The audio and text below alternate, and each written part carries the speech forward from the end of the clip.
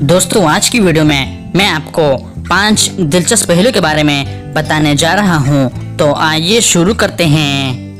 पहेली नंबर 1, पाकिस्तान का सबसे सस्ता शहर कौन सा है?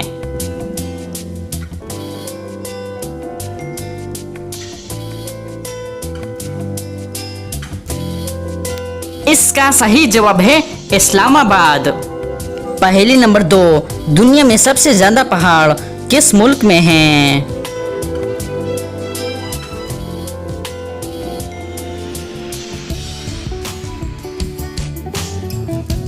सही जवाब है स्विट्जरलैंड।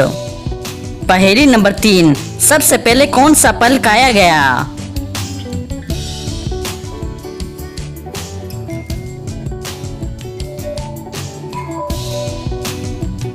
इसका सही जवाब है खजूर। पहेली नंबर 4, एक इंसान पूरी जिंदगी में औसतन कितने साल सोता है?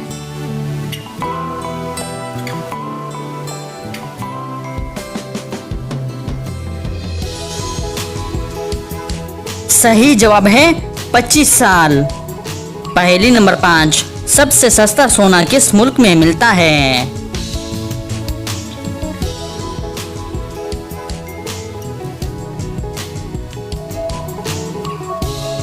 इसका सही जवाब है दुबई और लंदन में।